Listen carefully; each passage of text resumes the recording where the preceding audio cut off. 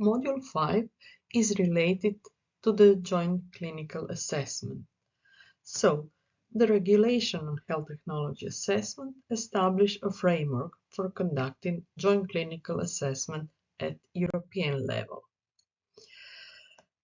Such assessments support member states in their national health technology assessment processes, providing a scientific analysis of clinical evidence on the relative effects of health technologies, like medicinal products or medical devices on health outcomes.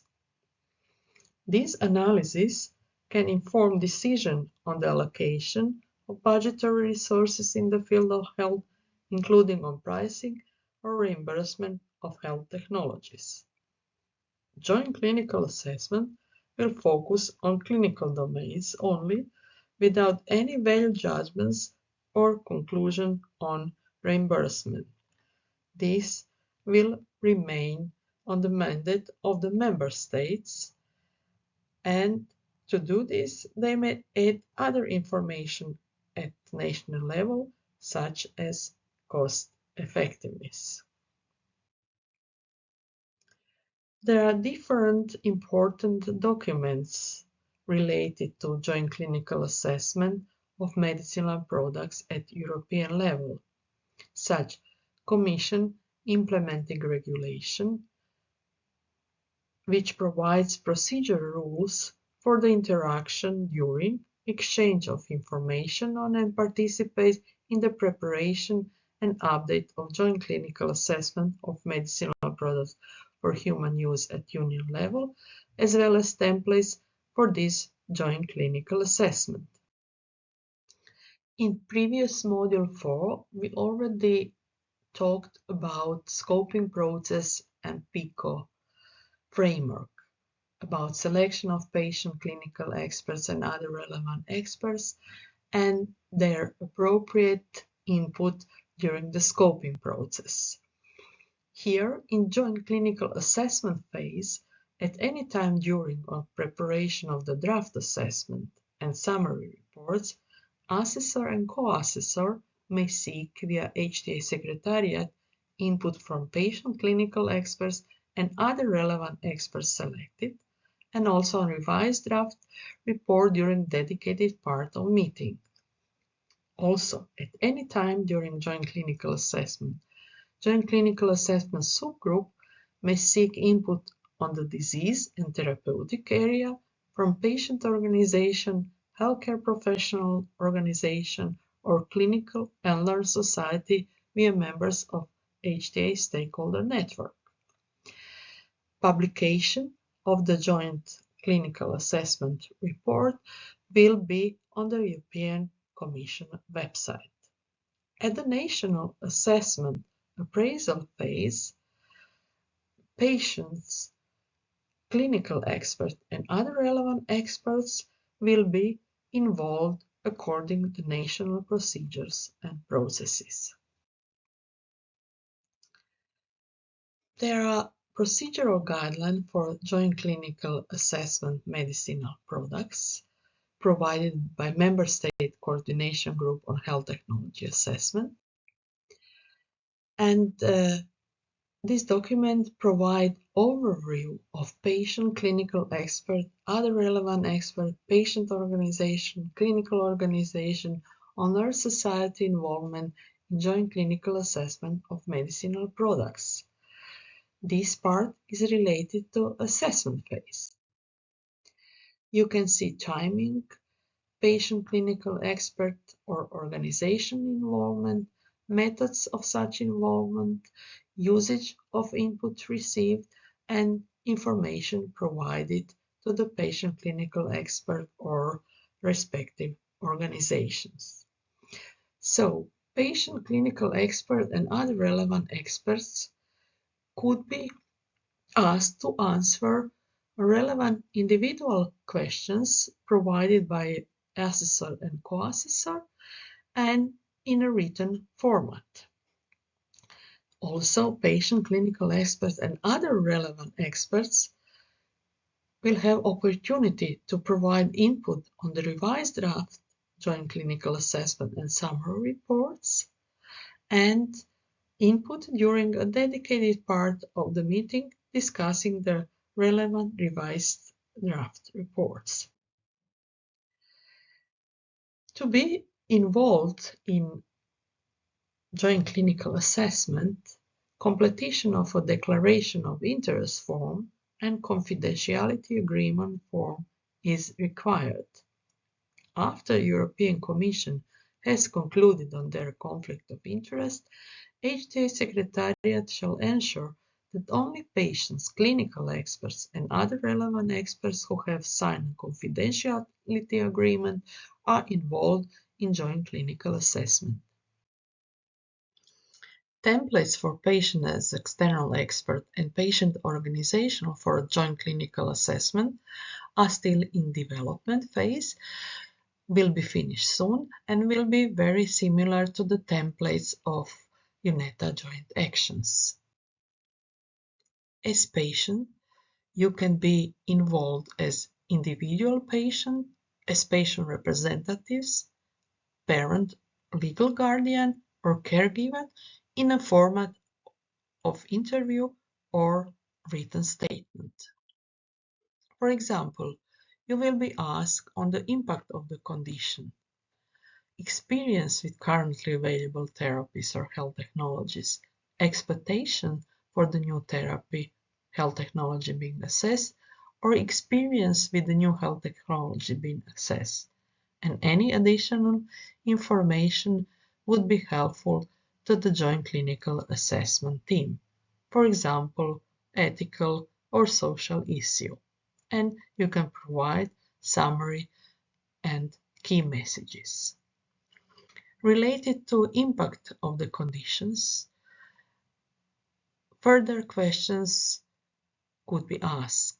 How does condition affect your daily life? How does condition affect carers?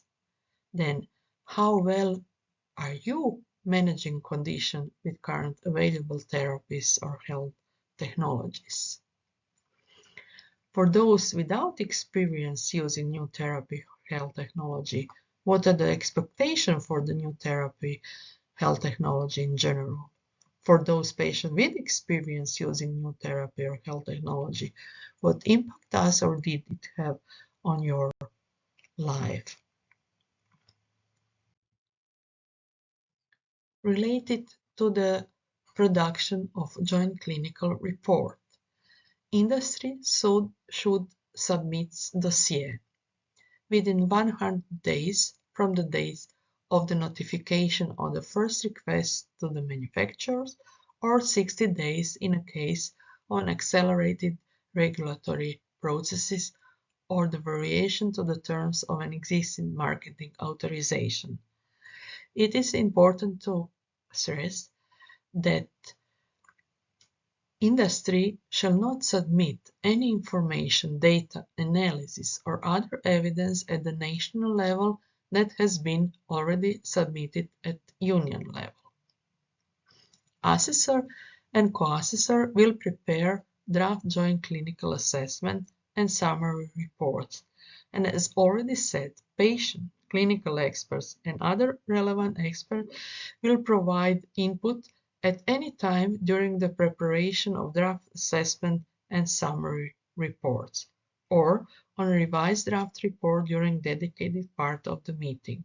Also at any time, input on the disease and therapeutic area from patient organization, healthcare professional organization, or clinical alert society via members of HTA stakeholder network will provide it.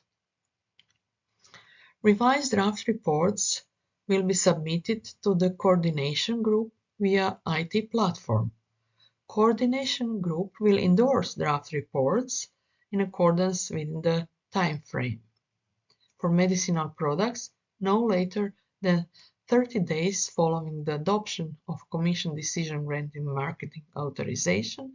For medical devices and in vitro diagnostic medical devices in accordance with the procedure for joint clinical assessment. Related to the changes to therapeutic indication, reinitiation of joint clinical assessment, updates of joint clinical assessment, whenever possible, involvement of same patient, clinical experts and other relevant experts will be envisaged.